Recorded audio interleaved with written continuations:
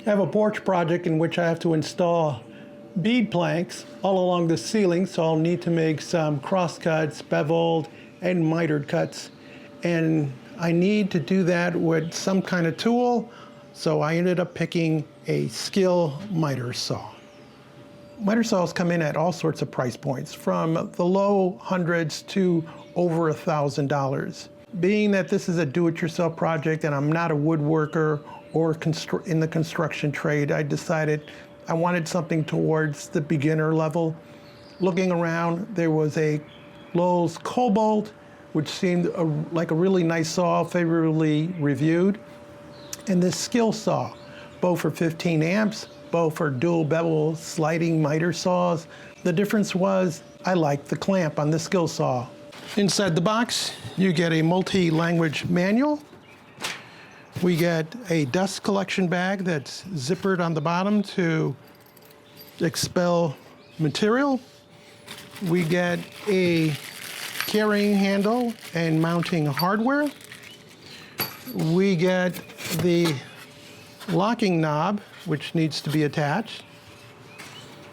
There is a fence that we'll also have to mount on the saw. And finally, the thing that convinced me to get this saw, and that's the clamp. Most clamps that come with saws require you to screw down to the material, and that's the way it locks off. This one, you press down to the material, and then you just close this red lever, and that holds it in place. And I thought that was just ingenious. Plus, this saw was $50 less, so between the two of those, I had enough money to buy a better saw blade. Lifting up the shipping foam, we reveal the saw, which is covered in plastic. It is folded over and down. Blade is already mounted for you, so it's just a matter of lifting this up and getting it onto a table so we can take a closer look. Well, the saw comes with a double-ended Allen key. It has a 6mm hex and a Phillips #2 on it. Some other tools that you might need include a combination square to check for the trueness of the fence and blade, a 10mm wrench for making adjustments, and a 4mm hex key. First thing we need to do is remove 3 cable ties. After removing the ties to get the unit upright, we release the bevel lock knob, grab the head and just bring it up. It should lock at 0. Tighten that off. This is a rear shot showing you the bevel lock knob and our tool holder, which is right here. Has your Allen and your Phillips on it. Just always insert it back in there and you'll never lose it. The next thing we do is grab the carrying handle, and it just fits here on top. Either way, it's non-directional. You have the mounting fasteners that came with it, and these are 6mm.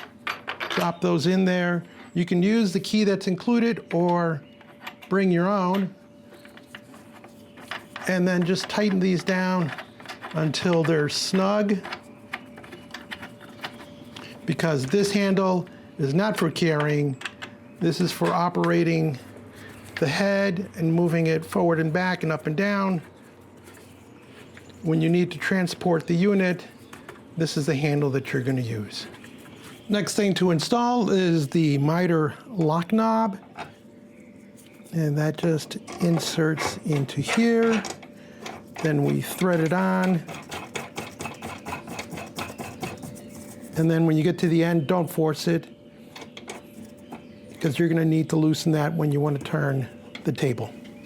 We now take our polarized power cord, stretch it out, and on the end here, the slider, there is just a little notch where the cable drops into, which is nice because it keeps it just out of the way of the slider. We want to release the sliding mechanism, so you just turn that counterclockwise. we're going to lift the front of the unit up. So in order to do that, there's a pin here, and you push down the head of the unit, pull the pin, and now the head comes up. Grab your dust bag, make sure it's zippered up. There's a clamp at the front end, and that's going to go over the throat or opening of the exhaust port, and it just clips on there. And that's it. There's a little wire in here, so you could bend that a little bit and force it up. Now we're going to bring the blade to 0 position. It's a piece of cardboard. You can get rid of that. There's a latch underneath here, and when you lift up and this is unlocked, you can pivot your table. We're going to bring it to 0, and there's the detent there, so it locks off. You tighten this knob just enough so that it locks into that detent position. On the right side of the saw, there's a fence that's missing. There are 2 lockdown screws. The one with the hole above it is for the clamp. It just drops in there. There are 2 positions for that clamp, so depending on the height of your material, you pick the suitable one, and then you tighten that down, and it will turn on that point. Anyway, so most of the time, you'll just keep that out of the way, or you can remove it if you don't need it. This one is for the fence. Once you slide in the fence that came with the saw, you just turn that knob, and that'll lock your fence in position. And you'll need to change this position whenever you do bevel or miters, depending on the clearance that you'll need. On the left side of the saw, you'll have the same 2 controls that we saw. You can slide your fence, but you cannot remove it on the left side, unlike the right.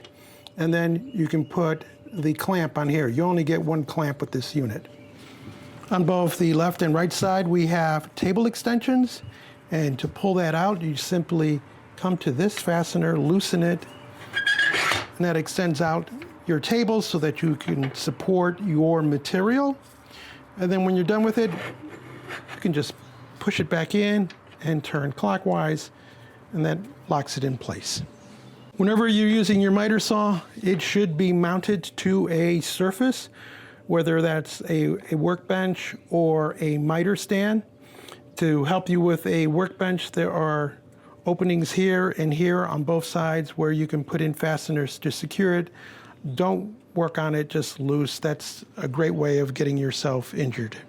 For those of you who don't want to install your saw on a workbench in the garage or in your workshop, you can also go mobile. I have a rigid miter stand. It's got wheels on it, so it's easy to transport. And basically it comes with these brackets down here, and the saw attaches via bolts to the brackets, and the brackets can be removed, so I can always just lift the saw off, put the saw in storage in my garage, fold this up, also put it in the garage, and it's out of the way until the next time that I need my miter saw. SKIL includes their own blade. It's a 40 teeth extra fine finish. I will be replacing that with an 80 teeth blade, as it'll give me finer cuts for trim work. The main handle on this unit is mounted horizontally. Some people prefer the vertical because it's a straight down pull. This one is not. It has an interlock switch that you have to have in position before you can squeeze and apply power, and it works for both right-handed and left-handed people. SKIL mounted the driving motor at a slight angle. This doesn't eliminate the need to remove the fence when you're mitering and beveling, but it does help. For those times that you need to limit the depth of your cut, for example, dovetailing, you can use this. Just spin the wheel up to the amount that you want to not be cutting into the wood, and then just lock it off. And every time this comes down, it'll hit this stop, and that'll limit the amount that you're cutting into your material. Unfortunately, there's no way to pivot this out of the way and have it preset. You'd have to actually set it each and every time because you need to move it out of the way. when you're done with it. From the factory, the maximum miter angle is 50 right, 50 left. Maximum bevel angle is 45 right, 48 left. And then miter detents are at 0, 15, 22.5, 31.6, and 45 degrees for both left and right. Your bevel stops are at 0, 45, 48 left, and 45 right. To change bevel angle, release the bevel lock, come up to the front, pull on the release, turn, and now you can tilt in either direction and pick the number that you want to be at, and then tighten the lock behind it. Changing miter angle, simply release, lift up, ride to whatever number you want, and release, lock into place. If you want, you can release, start turning, and when you get to a detent, it'll lock itself in, but you still turn clockwise and lock that mode. If you're mounting this in your shop, do note that depth of this unit is 40 inches by 23 and a height of 28. Whenever making bevel cuts, make sure you check the clearance between blade, motor head to the fence. You may need to move them out of the way, and you also want to avoid your blade hitting the fence. So always do a test pull down, regardless of how you're mitering, beveling, to make sure that what you intend to cut is what you're cutting. Both sides of the tool have the no hand, so if you find that your hand is holding material on this side, that's a no-no. That's why there's a clamp or other tools that you can use to hold your material down. You want to be on this side of the line with your hands in order to avoid potential injuries. For those of you who might be crown cutting, there's a guide on the right-hand side of the base. And should you lose or not read the manual, there's a little guide on the left-hand side that tells you you need to pull the head all the way back, drop it down into the material, then cut forward. The insert plate measures 15 inches. The actual opening is 14 inches, half-inch wide. It's held in by 6 Phillips fasteners, so it can be removed. And if you want, you can cut your own, which has a narrower opening. In front of the main handle, there is a switch for the shadow light. On and off, does not time out. The lamp generates a shadow from the blade, which shows you exactly where it's going to cut on your material. Actually, a bit more accurate than a laser because it's being generated by the blade itself. While the saw leaves the factory calibrated and aligned, due to shipment, those might be off, so it's always best to check if the blade is true and the fences are straight. And adjustments are available for all those. They're in the manual. If your workbench extends further out, then you can take advantage of this by adjusting it to be flush with your workbench, and that provides a little bit of support for your material. This unit consists mostly of plastic parts. There's aluminum, and the aluminum is nicely machined and fits together very nicely. I have no complaints about the way this unit is put together. If I had one concern, it would be that the blade, once you release power, does not come to a quick stop. It just free spins, and a little annoying, but you just wait it out. If you want to extend or modify your fence, there are pre-drilled openings so you can add material in front of it and customize it to suit your needs. To safely transport your machine, bring the head down, lock it into place, bring it part way in, lock down the slide bar, and now we're going to go over 45 degrees, release, make sure this is locked, and so handles part way through, and you can lift the machine like this and transport. For those of you who wanted me to cut something with a saw, I'm not going to do that because that's not really the purpose of this video. It cuts. It's got a blade on it and it's got a motor. It's going to cut. The quality of your cut is always determined by the blade that you're using and less all the other accessories that are attached to the motor. Overall, I like the features that this machine has at its price point. Well finished, very capable, easy to assemble. And for those who are just starting out with a miter, I think this is a great unit.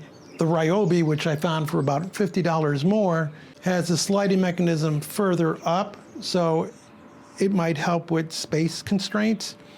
And what I didn't like was it used the old type of clamps, and the ones that come with the SKIL I think are far superior. So overall, I'm really happy with this purchase. If you found this video interesting or useful, give us a thumbs up, leave us a comment, join the subscription team, and as always, thank you ever so much for watching.